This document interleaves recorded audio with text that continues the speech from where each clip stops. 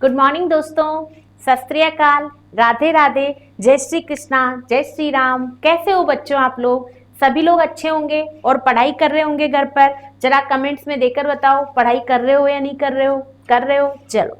दोस्तों, जय Bharat online classes की तरफ से मैं आज की ऑनलाइन क्लास में तहे दिल से आप सभी का हार्दिक स्वागत करती हूँ। दोस्तों, जैसा कि आपको पहले से विदित है कि 74वें स्वतंत्रता दिवस के ऊपर जय भारत ऑनलाइन क्लासेस आपकी अपनी भारत एकेडमी ने 74% की छूट दी है। और दोस्तों, जैसा कि मैं रोज आपको याद दिलाती हूँ, तो तुरंत आपका फायदा उठाए, क्योंकि शायद इसकी अंतिम तिथि भी 20 अगस्त या इसके आसपास है। तो दोस्तों, इसका आप तुरंत फायदा उठाए। अब चलते हैं अपन दोस्तों हमारी क्लास के अंदर। तो दोस्तों, जैसा कि कल की क्लास के अंदर मैंने आपको बताया कि अपन महाराणा कुंभा के बारे में, हमारे कौन से शासक को पढ़ रहे हैं? अपन महाराणा कुंभा को पढ़ रहे हैं। ठीक है दोस्तों, तो महाराणा कुंभा का जीवन काल बहुत ही संघर्षमय और बहुत ही अच्छा विजयी फुल रहा है, क्योंकि दोस्तों महाराणा कुंभा कभी पराजित नहीं हुए थे। ठीक है, तो अपन ने देखा कि महाराणा कुंभा ने किस तरीके से अपने शासन की बागडोर संभाली थी, किस तरीके से अपनी समस्याओं का निराकरण करते जा रहे थे। तो महाराणा कुंभा ने अपनी पहली समस्या का अपने चाचा व मेरा और महपा पवार, जो कि उनके पिता के हत्यारे थे, उनकी मौत का बदला ले चुके हैं। दूसरी समस्या रणमल राठौड़, जो कि मेवाड़ के अंदर राठौड़ों का वर्चस्व जमा रखा था, तो रणमल राठौड़ का दमन भी कर चुके हैं। और उसके बाद में राणा कुंभा ने रणमल राठौड़ के पुत्र राव जोधा के साथ में आवल बावल की संधि के दौरान राठौड़ों का वर्चस्व पूरी तरीके से मेवाड़ में खत्म कर लिया है। अब दोस्तों, महाराणा कुंभा के पास क्या रह गया है कि महाराणा कुंभा अब मेवाड़ के अंदर एकजुट होकर के मेवाड़ के जो आसपास के क्षेत्र है, जहां पर भी उनका राज्य विस्तार हो सकता है, वो सब करने के लिए अब महाराणा कुंभा तत्पर है। तीसरी समस्या यही है कि अब उन्हें अपना राज्य क्षेत्र बढ़ाना है, राज्य की तरफ ध्यान देना है, मेवाड़ की स्थिति को मजबूत करना है। ठीक है दोस्तों, तो दोस्तों हमें महाराणा कुंभा की तीसरी समस्या की ओर चलना है। उसके पहले दो लाइनें आप लोगों के लिए बच्चों, वो कहते हैं ना, सामने हो मंजिल, सामने हो मंजिल तो रास्ते न मोड़ना, मन में जो सपना हो उसे मत तोड़ना, क्योंकि कदम कदम पर मुश्किलें मिलेगी आपको, लेकिन सितारे छूने के लिए कभी जभी मत छोड़ना। तो दोस्तों, मेहनत करते रहिए और लगन के साथ में आपको फायदा जरूर मिलेगा उसका। आइए दोस्तों, अपन देखते हैं महाराणा कुंभा। अब दोस्तों, मैंने आपको कल अपन ने देखा था, देखना अच्छे से, कल की क्लास में अपन ने देखा था कि रणमल राठौड़ के पुत्र राव जोधा के साथ में आवल बावल की संधि होने के बाद में और रणमल राठौड़ के दमन के बाद में राठौड़ों का वर्चस्व समाप्त हो गया है मेवाड़ में से। तो एक नोट डाल करके एक इंपॉर्टेंट चीज लिखो बच्चों, जिसकी जानकारी हमें रणकपुर प्रशस्ति से मिलती है। तो एक नोट डालेंगे बच्चों, और इंपॉर्टेंट नोट है, ये लिखेंगे आप लोग। इसी नोट के आधार पर हम महाराणा कुंभा की विजयों का अध्ययन करेंगे। तो लिखो दोस्तों आप लोग, मेवाड़ में राठौड़ों का वंश, राठौड़ों का वर्चस्व, मेवाड़ में राठौड़ों का वर्चस्व समाप्त करने के बाद, राठौड़ों का वर्चस्व समाप्त करने के बाद चित्तौड़गढ़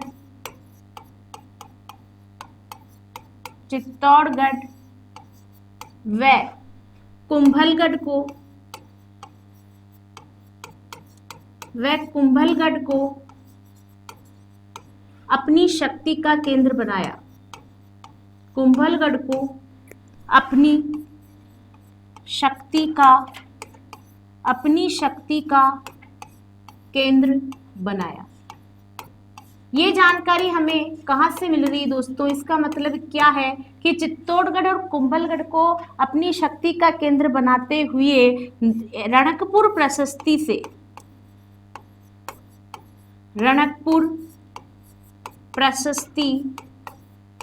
से जानकारी मिलती है। क्या जानकारी मिल रही बच्चों? रणकपुर प्रशस्ति से जानकारी मिलती है। क्या जानकारी मिलती है रणकपुर प्रशस्ति से? कि कुंभा ने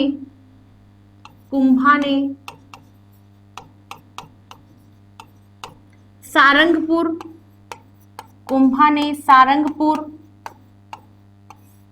नारायणा,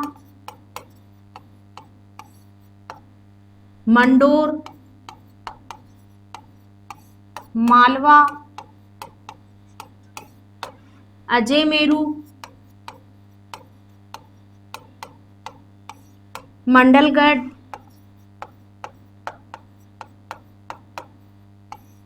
आबू व बूंदी पर विजय प्राप्त करी। वह बूंदी पर विजय प्राप्त करी, यानी इतना अपना क्षेत्र बढ़ाया महाराणा कुंभा ने, विजय प्राप्त करी। तो दोस्तों ये जानकारी हमें होना बहुत जरूरी है, क्योंकि हमें ये पता होना बहुत जरूरी है कि जब मेवाड़ों का वर्चस्व समाप्त हो गया तो उसके बाद महाराणा कुंभा ने क्या किया कि मेवाड़ के अंदर राठौड़ों का वर्चस्व समाप्त होने के बाद में इन्होंने क्या किया, इन्होंने चित्तौड़गढ़ व कुंभलगढ़ को अपनी शक्ति का केंद्र बनाया। और रणकपुर प्रशस्ति से ही हमें ये जानकारी मिल रही है कि नारायणा, मंडोर, मालवा, अजयमेरू, आबू, बूंदी और मंडलगढ़ सभी जगह के ऊपर महाराणा कुंभा ने विजय प्राप्त करी। कैसे प्राप्त करी दोस्तों? तो देखो, महाराणा कुंभा जो थे ना, महाराणा कुंभा हमारे मेवाड़ के शासक थे बच्चों, और महाराणा कुंभा के जितने भी पड़ोसी शासक थे, महाराणा कुंभा ने सभी पर विजय प्राप्त कर ली थी। और सभी दोस्तों महाराणा कुंभा से बहुत बुरी तरीके से, महाराणा कुंभा से सभी जितने भी शासक थे ना, आसपास के पड़ोसी थे, उन सभी से महाराणा कुंभा की नहीं बनती थी, और महाराणा कुंभा ने उन सब के ऊपर विजय प्राप्त करी थी। कैसे करी थी देखो दोस्तों, अब देखो मैं आपको एक बहुत अच्छी चीज बताती हूँ। कॉपी पेन नीचे रख दो, लिखो और समझो और देखो, लिखना नहीं है अपन को, मैं लिखा दूंगी अभी। इधर दोस्तों अपने मेवाड़ का क्षेत्र पड़ता है इस तरफ, तो ये है आपका दोस्तों इस तरफ मेवाड़। मेवाड़ कहां पर है, अभी मैं इसको बोल्ड कर देती हूं।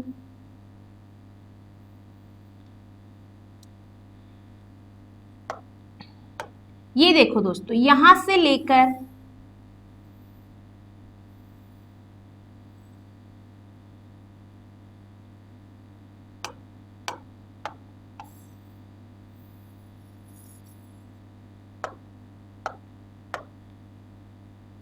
ये आपके भीलवाड़ा के इधर से लेकर के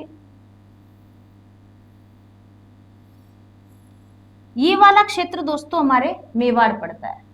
ठीक है, तो इसके अंदर देखेंगे दोस्तों कि इस तरफ के आसपास में जो इसका पड़ोसी राज्य होगा, पड़ोसी क्षेत्र था, वो कौन सा था बच्चों? मारवाड़। ठीक है, इस तरफ जो पड़ोसी था वो कौन था? हमारा नागौर। इधर दोस्तों मेवाड़ के यहां पर माउंट आबू सिरोही पड़ता है। क्या पड़ता है? Mount Abu Sirohi, mount Abu Sirohi. और मेवाड़ के इस तरफ वाले क्षेत्र के अंदर यहाँ पर दोस्तों गुजरात, यहाँ पर हमारा पड़ोसी कौन पड़ रहा है? गुजरात। और दोस्तों मेवाड़ के इस एरिया के इधर पड़ता है मालवा। अच्छे से देखना दोस्तों। और यहाँ ये क्या है? हमारा प्यारा मेवाड़, हमारा मेवाड़, जहां पर शासक कौन है बच्चों? राणा कुंभा। तो ये जो राणा कुंभा है दोस्तों, राणा कुंभा की ये देखनो चारों तरफ पड़ोसी क्षेत्र है, नागौर, मारवाड़, मालवा, ठीक है, गुजरात और माउंट आबू और सिरोही। ये जो चारों पांचों क्षेत्र है, इन चारों पांचों क्षेत्रों के जो शासक है, उन सब की किसी न किसी तरीके से राणा कुंभा से अनबन है, और इन सब के ऊपर राणा कुंभा विजय प्राप्त करेंगे। कैसे प्राप्त करेंगे अभी देखेंगे दोस्तों अपन। तो नागौर के अंदर जो शासक है वो कौन है? शम्स खां। नागौर के अंदर पहले शासक थे फिरोज खां, जिनकी मृत्यु होने के बाद में नागौर में शासक है फिरोज खां। शम्स खां इनके पुत्र हैं, और इन्हीं से राणा कुंभा की लड़ाई होती है, उसकी जानकारी अभी बताएंगे अपन। मारवाड़ के अंदर शासक है रावजोधा। मारवाड़ में शासक कौन है बच्चों? रावजोधा। माउंट आबू के अंदर शासक कौन है? सहसमल। माउंट आबू में शासक कौन है? सहसमल। और गुजरात के अंदर दोस्तों राणा कुंभा के समकालीन 4 शासक आते हैं। अहमद शाह है, अहमद शाह है, मोहम्मद शाह है, कुतुबुद्दीन शाह है, कुतुबुद्दीन शाह है, और मोहम्मद बेगड़ा। तो दोस्तों इस प्रकार से 4 शासक जो हैं किसके समकालीन आ रहे हैं, राणा कुंभा के। और मालवा के अंदर कौन है दोस्तों, महमूद खिलजी फर्स्ट। इसकी जानकारी तो हम पहले भी ले चुके हैं, महमूद खिलजी फर्स्ट। देखना बच्चों अच्छे से, ये हमारा प्यारा मेवाड़ है, दिख रहा होगा आप लोगों को, देखो अच्छे से, ये हमारा प्यारा मेवाड़ है। मेवाड़ में महाराणा कुंभा है। महाराणा कुंभा के इधर कौन है, नागौर। नागौर में कौन है, फिरोज का। मारवाड़ में कौन है, राव जोधा। माउंट आबू सिरोही में कौन है, सहसमल। गुजरात में ये 4 शासक समकालीन आते हैं, जिसमें से कुतुबुद्दीन शाह से ही ज्यादा अनबन होती है राणा कुंभा की। और मालवा में कौन है, महमूद खिलजी फर्स्ट। दोस्तों चारों को ही राणा कुंभा पराजित करते हैं। राव जोधा से तो आवल बावल संधि होने के बाद में संबंध अच्छे हो जाते हैं, बाकी राठौड़ों के साथ भी इनकी अनबन थी। फिरोज खां की दोस्तों क्या होता है, 1453-54 में इनकी मृत्यु हो जाती है। तब इनका बेटा जो होता है शम्स खां, इसके कारण ही संघर्ष करना पड़ता है राणा कुंभा को इसके साथ में। तो दोस्तों शम्स खां को भी फिरोज खां पराजित, शम्स खां को भी राणा कुंभा पराजित कर देते हैं। महमूद खिलजी फर्स्ट को अपन ने देखा सारंगपुर के युद्ध में पराजित कर रखा है। और दोस्तों यहाँ पर ये जो कुतुबुद्दीन शाह है, इसके साथ में राणा कुंभा का ज्यादा संघर्ष होता है, क्योंकि फिरोज खां का बेटा शम्स खां जो है इस कुतुबुद्दीन शाह को भी लियाता है। ये भूमिका कैसे तैयार होती है अभी चर्चा करेंगे अपन। और जो माउंट आबू सिरोही का शासक है सहसमल, इसके साथ में भी राणा कुंभा की अनबन चलती है। तो आपको भी ये देखना है कि हमारे मेवाड़ के चारों तरफ के क्षेत्र कौन से हैं। आगे देख लिया बच्चों। अब देखो, आप चाहे तो इनको नोट कर सकते हैं बच्चों। राणा कुंभा का शासन काल है 1433 से लेकर 1468 ईस्वी तक, और ये इस तरीके से सभी इनके समकालीन शासक है। आप चाहे तो इनकी जानकारी लिख सकते हैं या स्क्रीनशॉट ले सकते हैं। आगे चलते हैं दोस्तों अपन, तो आगे देखते हैं अपन। अब देखेंगे, अब आप लोग एक हेडिंग डाल दीजिए बच्चों, सबसे पहले आबू और सिरोही पर विजय।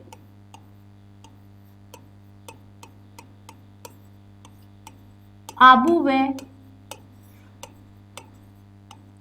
सिरोही पर विजय।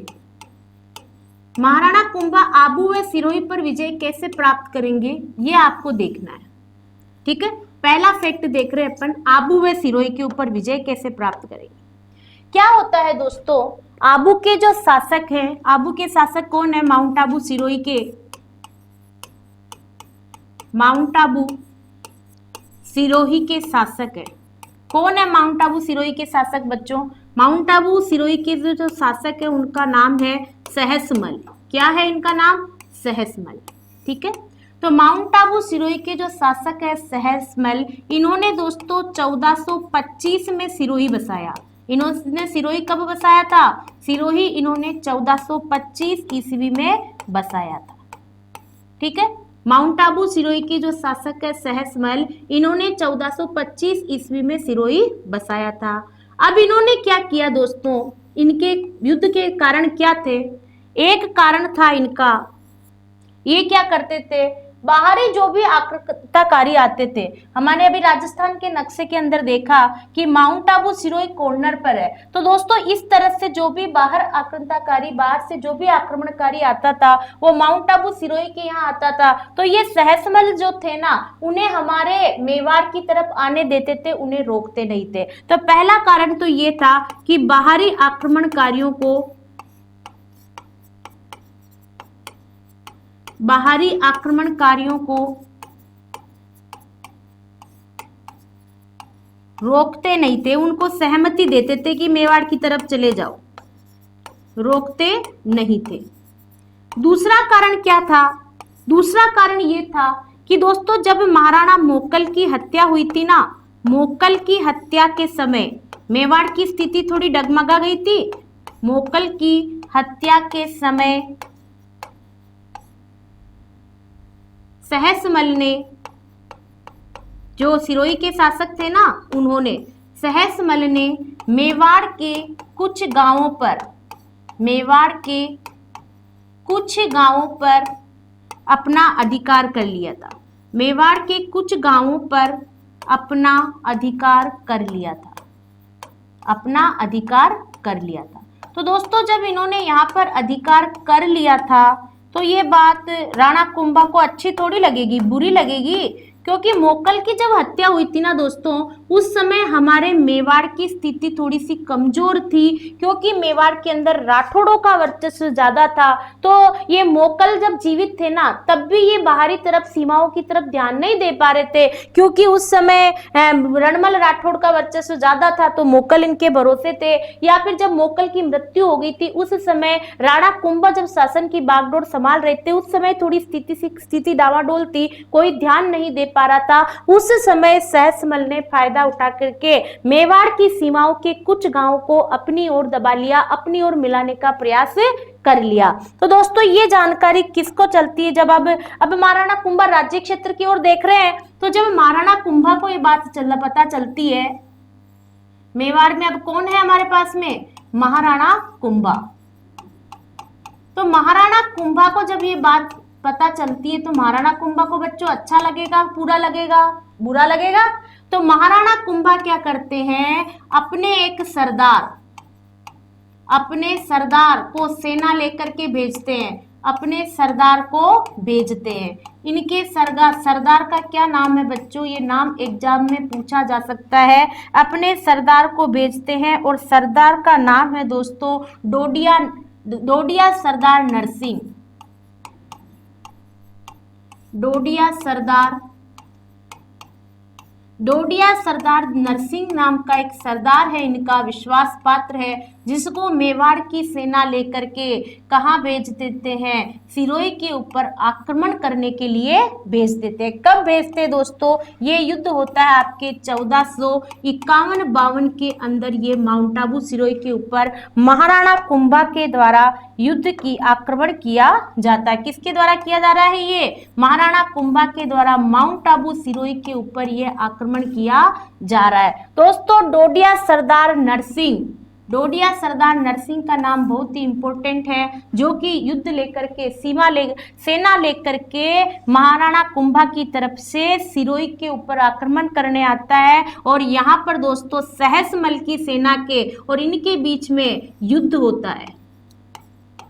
इस युद्ध के अंदर डोडिया सरदार नरसिंह की मेवाड़ की सेना जो होती है बच्चों, विजय हो जाती है, और इसके अंदर सहसमल की जो सेना होती है दोस्तों, वो क्या हो जाती है, पराजित हो जाती है। और माउंट आबू सिरोही के ऊपर किसका अधिकार हो जाता है, महाराणा कुंभा का अधिकार हो जाता है। तो दोस्तों आबू व सिरोही के ऊपर विजय हमें इस तरीके से ध्यान रखनी है कि माउंट आबू सिरोही के अंदर शासक कौन है, सहसमल है। सहसमल ने 1425 ईस्वी में क्या बसाया, सिरोही बसाया। इन्होंने क्या किया था कि एक तो बाहरी आक्रमणकारी जो मेवाड़ की तरफ आते थे उन्हें ये रोकते नहीं थे। दूसरी बात क्या किया कि जब मोकल की हत्या हो गई थी, उस समय इन्होंने मेवाड़ के कुछ गांवों को अपनी ओर दबा लिया था। इसकी वजह से महाराणा कुंभा चिढ़ गए। महाराणा कुंभा ने अपने सरदार को भेजा। डोडिया सरदार नरसिंह ने 1451-52 ईस्वी में यहाँ पर आक्रमण कर दिया, और इस आक्रमण के अंदर महाराणा कुंभा की विजय हो जाती है और सहसमल इसमें पराजित हो जाते हैं। तो दोस्तों ये तो क्या हुआ, माउंट आबू सिरोही के ऊपर मेवाड़ का अधिकार। ठीक है, आखिर अधिकार तो होएगा ही दोस्तों, क्योंकि वो कहते हैं ना, निगाहों में मंजिल थी, गिर गिर कर संभलते रहे, हवाओं ने बहुत कोशिश की पर आंधियों में भी चिराग जलते रहे। तो दोस्तों इस तरीके से माउंट आबू और सिरोही के ऊपर विजय हो जाती है। अब देखेंगे आप आगे। अब देखो, अब हम अगली विजय देखो आप, एक नेक्स्ट दूसरा युद्ध डालो, दूसरा फैक्ट डालो, बूंदी पर विजय। दूसरा फैक्ट क्या है दोस्तों, बूंदी पर विजय। इसको भी बड़े अच्छे से देखना। बूंदी पर विजय में क्या होता है कि दोस्तों, बूंदी की विजय में क्या होता है कि हमारे मेवाड़ के अंदर तो कौन है, इनमें हमें ज्यादा डिटेल ध्यान नहीं रखनी है, केवल यही ध्यान रखना है कि किस किस के बीच में युद्ध हुआ था। तो इसमें राणा कुंभा, मेवाड़ के शासक राणा कुंभा, व इधर बूंदी के अंदर है राव बेरीसाल। बूंदी में कौन है बच्चों, राव बेरीसाल। तो राव बेरीसाल के बीच में और महाराणा कुंभा के बीच में एक युद्ध होता है दोस्तों। ये युद्ध कहाँ पर होता है, जहाजपुर में होता है। कहाँ पर होता है ये युद्ध, ये युद्ध बच्चों जहाजपुर के अंदर होता है। जहाजपुर। जहाजपुर में ये युद्ध होता है। ये युद्ध होता है 1436 ईस्वी के अंदर, और इस युद्ध के अंदर राणा कुंभा जो है विजयी हो जाते हैं। इसमें राणा कुंभा विजयी होते हैं और राव बेरिसाल इसके अंदर पराजित होते हैं। तो दोस्तों अभी आपको इतना ही ध्यान रखना है कि बूंदी के बीच में संघर्ष किस शासक के साथ हुआ था? राव बेरिसाल के साथ हुआ था। कब हुआ था? 1436 ईस्वी में। कहाँ हुआ था? जहाजपुर में। इसमें राणा कुंभा विजयी हुए थे, राव बेरिसाल इसमें पराजित हुए थे। तो दोस्तों ये होता है हमारा दूसरा फैक्ट। आगे देखेंगे अपन, तो आप एक बहुत ही अच्छा अगला फैक्ट डालो बच्चों, जिसके अंदर आप हेडिंग डालेंगे, बहुत ही इंपॉर्टेंट है, एग्जाम में भी सवाल आ सकता है इससे। तो तीसरा फैक्ट डालेंगे अपन, तीसरी हेडिंग डालो आप इसमें, क्या लिखेंगे? नागौर के साथ कुंभा का नागौर के साथ संघर्ष, कुंभा का नागौर के साथ संघर्ष तथा गुजरात के साथ संघर्ष की भूमिका।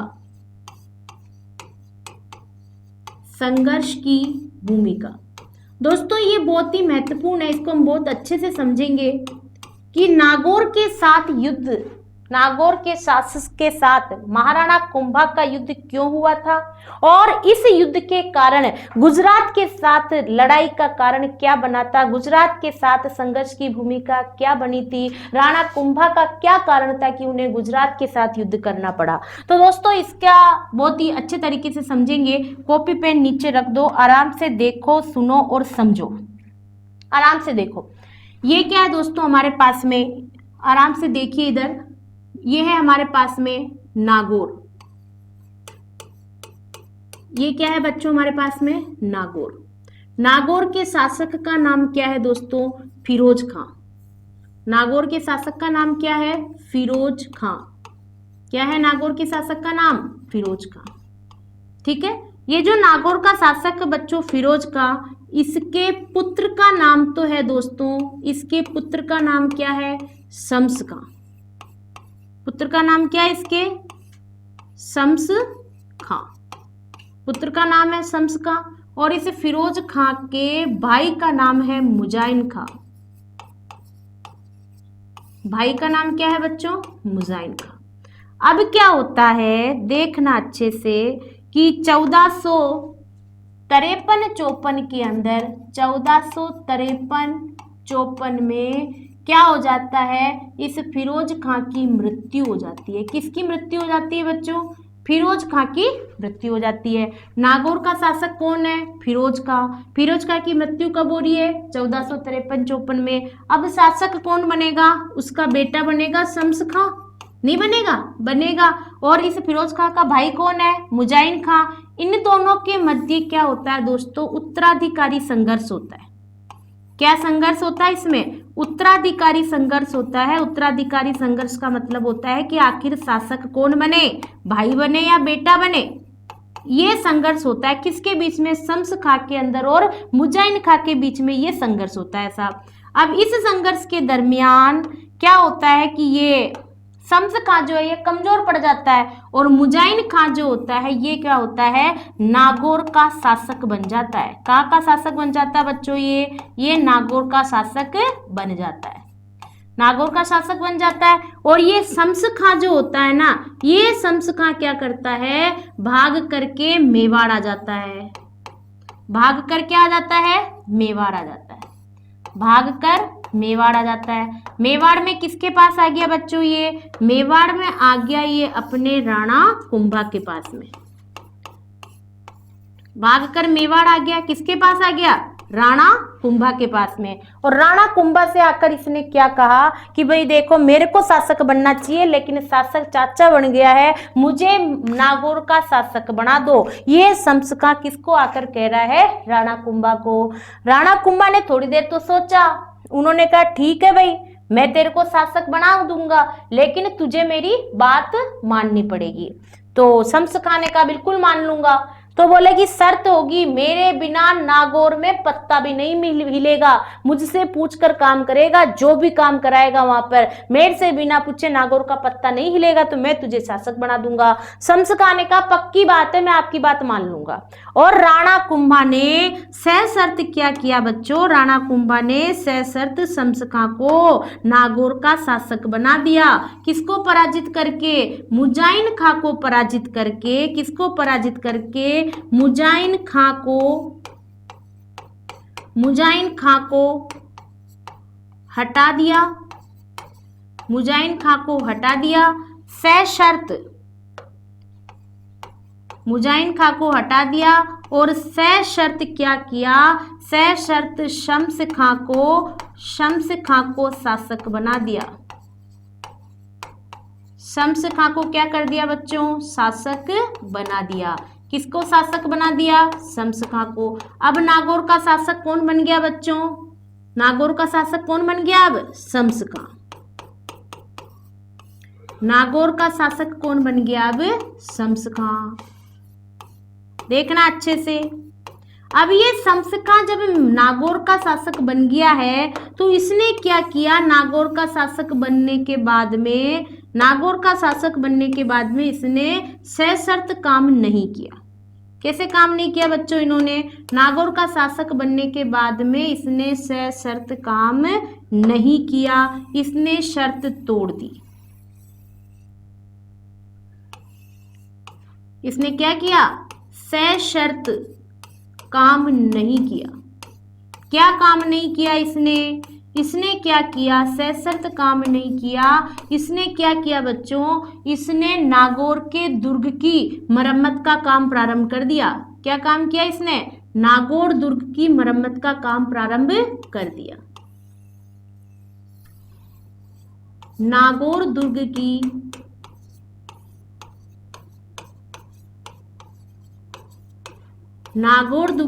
की मरम्मत प्रारंभ कर दी। अब क्या होगा बच्चों, जब इसने नागौर दुर्ग की मरम्मत प्रारंभ कर दी और महाराणा कुंभा से नहीं पूछा, सशर्त काम नहीं किया, तो महाराणा कुंभा को अच्छा लगेगा कि बुरा लगेगा, बुरा लगेगा, नहीं लगेगा, लगेगा। तो क्या किया महाराणा कुंभा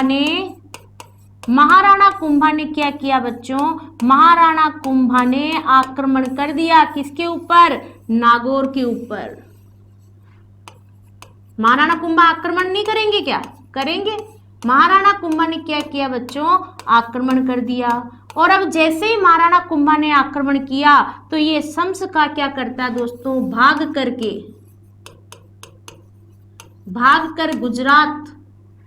गुजरात शासक कुतुबुद्दीन शाह के पास पहुंच जाता है। कहां चला जाता है ये, गुजरात शासक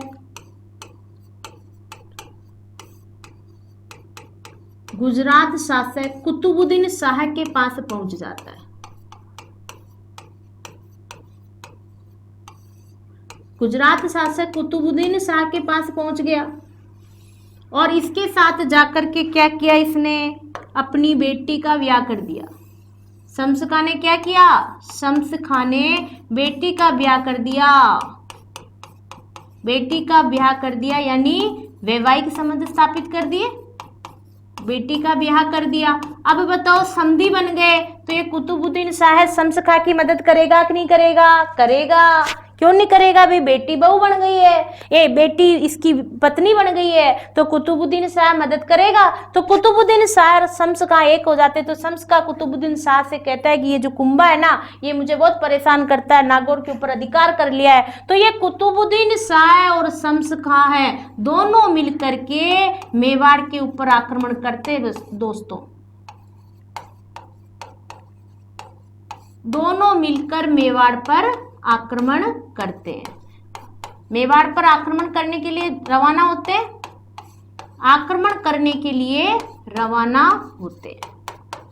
तो दोस्तों इस तरीके से गुजरात और मेवाड़ के संघर्ष की भूमिका तैयार होती है। आखिर गुजरात का शासक युद्ध लड़ने के लिए क्यों आता है, आया होगा समझ में, क्यों आता है कि नागौर के जो नागौर के जो शासक है फिरोज का, उनकी मृत्यु हो जाती है 1453-54 में। बेटा कौन है? शम्स का। भाई कौन है? मुजाइन का। मुजाइन का नागौर का शासक बन जाता है। बेटा भागकर राणा कुंभा के पास चला जाता है, कहता मुझे शासक बना दो, आपकी बात मानूंगा।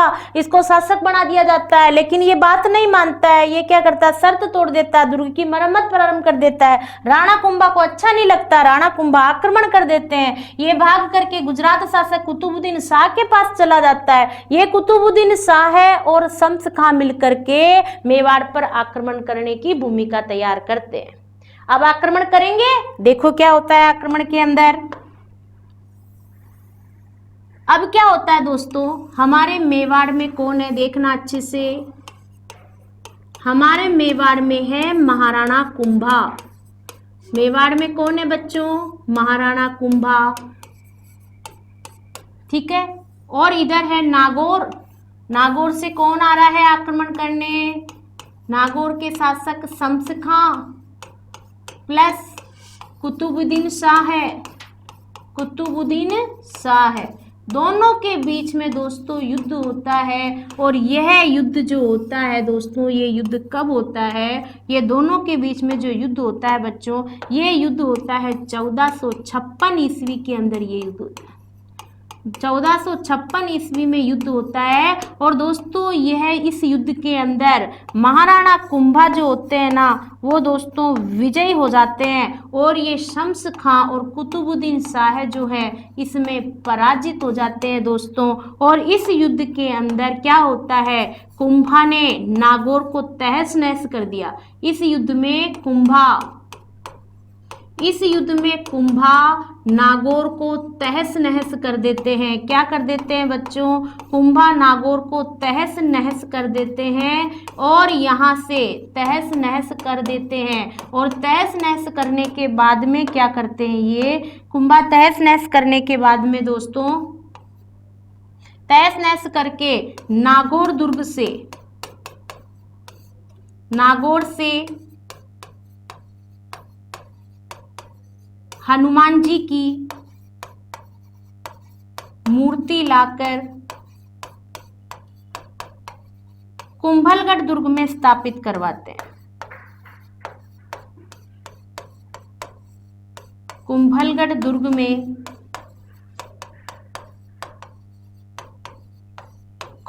दुर्ग में क्या करवाते हैं बच्चों? ये कुंभलगढ़ दुर्ग में स्थापित करवाते हैं। ये मूर्ति कहाँ से लाते हैं दोस्तों? नागौर से लाते हैं, क्योंकि बहुत गुस्सा आ रहा था राणा कुंभा को। राणा कुंभा ने नागौर को तहस नहस कर दिया और वहां से हनुमान जी की मूर्ति लाए, जो वर्तमान में कौन से दुर्ग में लगी हुई है? कुंभलगढ़ दुर्ग में लगी हुई है। जाओ तो देख कर आना, याद करना मैडम जी ने कहा था कि लगी हुई है, ठीक है बच्चों।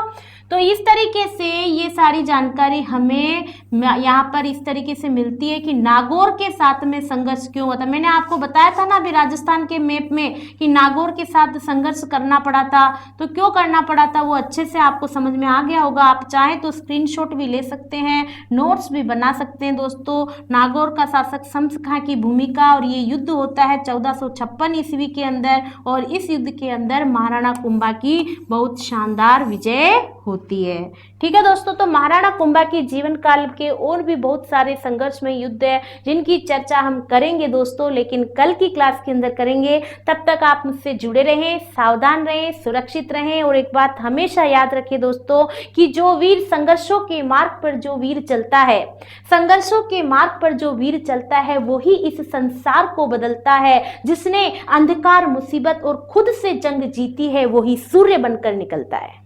ठीक है दोस्तों, जय हिंद, जय भारत।